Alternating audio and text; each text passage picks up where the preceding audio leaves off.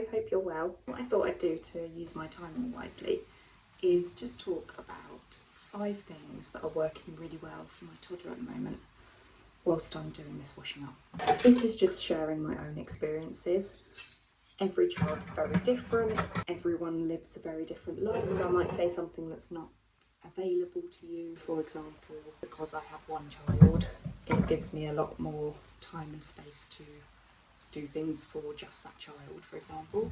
So I'm not expecting all of these things to be applicable or useful to everyone, but I just thought it might be interesting to share. I have a very switched on 2-year-old. She has always been fiercely independent. Ran out of washing up liquid. Wants to understand everything, wants to do everything herself, for example, getting changed. So yeah, here are some things that are working with her. My first thing is offering her tasks. So I'm finding a distraction method and something that keeps her engaged when I need her to move through, for example, like leaving the house. If I know there's something where she's gonna ask to do a specific thing or like distract her with some other options. Like when we were on the way back from the forest today, she was getting worked up trying to sort her baby out, so I knew we were going to see some diggers soon, so I was like focusing on them, like, right, you ready to spot the diggers? So the first one is definitely offering her tasks. So could you go and put this in the bin for mummy? Do you want to feed the dog? That takes her loads of time because she has to scoop out the food. Yes, she used to get it everywhere, but she's just learned over time to get it. That's the thing with tasks. You think, oh, I don't want them doing that because it'll be messy or it'll be something else. But actually, the more they do something, then they get better at it, and then it's useful. So yeah, just tasks that will take her a bit of time. And yeah, choices, like, I guess the independence. So I guess we could count them as 2 separate things, actually. So tasks, giving her tasks, putting things in a bin she loves doing, adult tasks. I take all the cutlery out of the dishwasher that's not spoons, and then I let her do the spoons. So taking the spoons out and giving them to me, or just putting them somewhere. I get her to pass me pegs when we're doing the washing. Obviously I understand I'm lucky that I've got a slow life where we have a lot of option to do this, but obviously it is something you could do just at times when you can.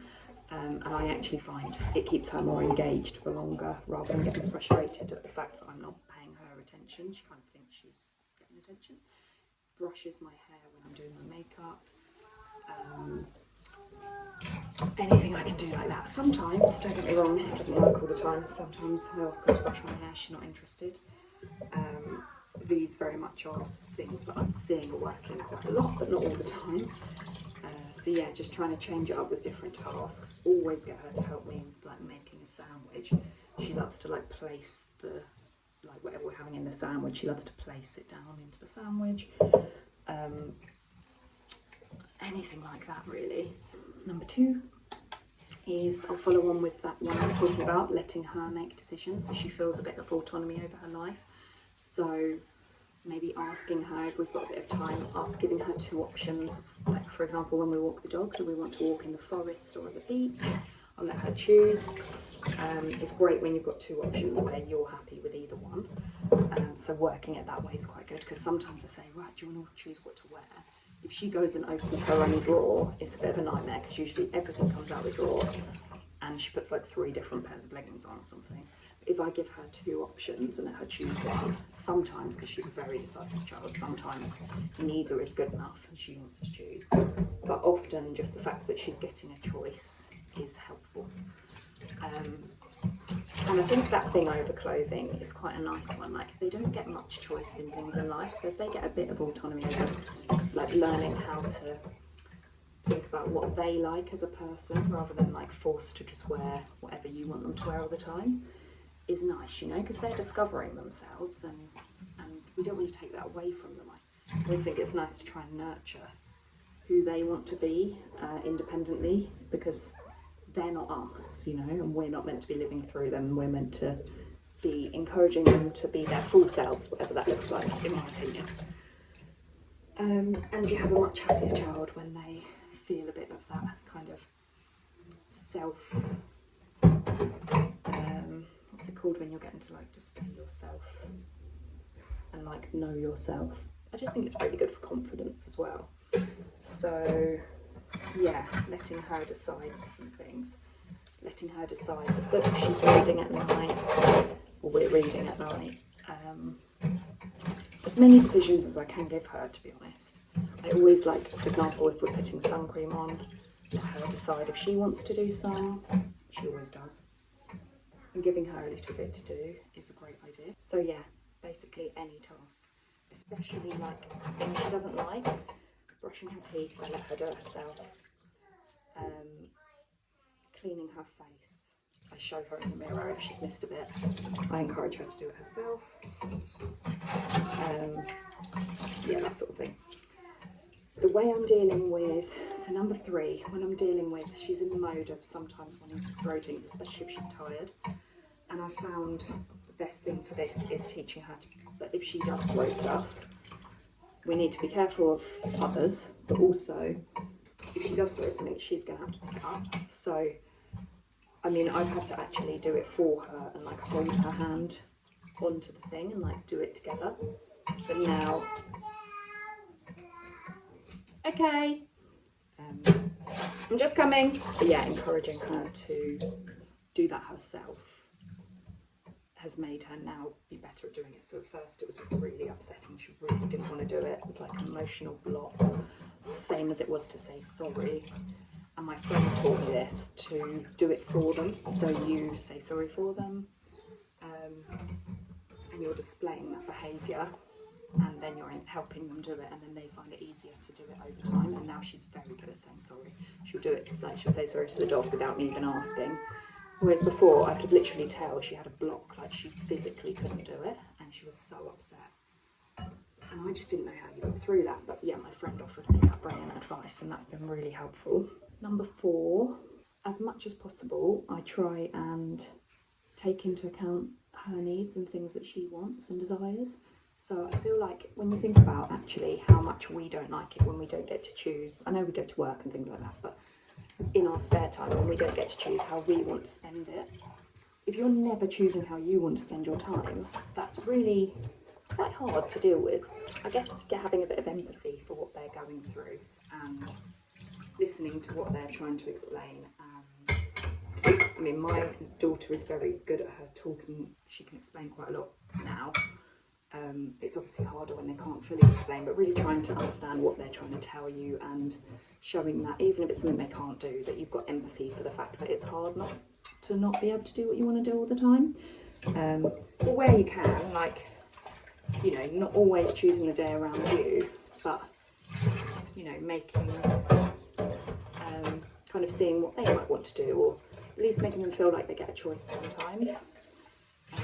So saying, you know, we could do this or this today, what do you fancy, or whatever. I just think it's nice to give them the option. And yeah, if they are upset about something or they want to do something slightly different, like, question yourself if you just automatically go to say no. I saw someone once and their child was desperate to take this stick in the car home, and they were like, no, drop the stick. And there was no explanation to the child of why they couldn't take the stick home. And I just thought that thing of like, why not just let them take the stick home? Like, they're going to forget about it anyway, so you can satisfy that feeling that they got the choice to take it, and then get rid of it when they're not focused on it anymore. Or let them just put it in the garden. What harm is it really going to do? It's a stick. I get it if it's like a massive or something. But sometimes I think it's like you've got an automatic thing to say no, or to, yeah, just to say no or whatever. And sometimes it's a really good idea to like question yourself, like, is that actually what I feel? Do we need to say no to that? Like, it's like when we're telling them to be careful all the time, or not do that thing or that thing in case they get hurt. It's like, how hurt are they going to get?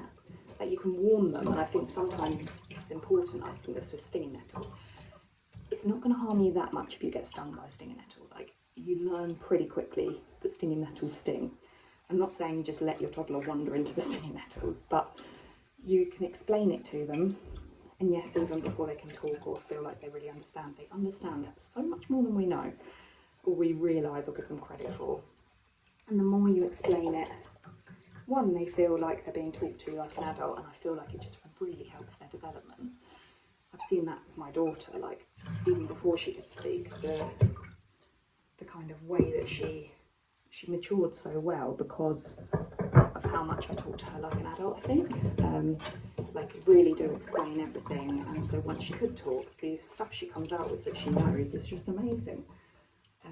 So I think explaining things and the dangers of things, so saying, okay, look, we're going to walk here, but look at these are stinging nettles. You can notice them from the little kind of spiky bits. They really sting if we touch them. They hurt our hand, ouch. So we want to try not to touch them. And yeah, and then obviously be careful, but just allowing a bit more self-discipline and like them getting to take their intuition. For example, I taught her, we've got a dog, so obviously the dog sometimes does poos in the garden. So I taught her from a very young age to look out for poos. And she's very good at that. And I mean, she always has been, but she'll just point them out all the time. She knows to avoid them. And, you know, that's much better than being like, oh no, there's poos out there, I won't let her play in the garden, you know? Don't get me wrong, I do pick up the poos as much as possible. But, you know, I've still taught her that because it's still something that I might have missed one and things like that. Or if we're out in a park, you just never know. You know, she notices these things. So I'm teaching her to notice the dangers. And then number 5 would be, so we did understanding what they're doing, and oh yeah, so it is a bit similar to the 4th one. It's over-explaining everything. So like, it's easy to forget that they've never experienced this stuff, and you're literally teaching them the stuff that you know. Like they've never been taught it or they've never experienced it.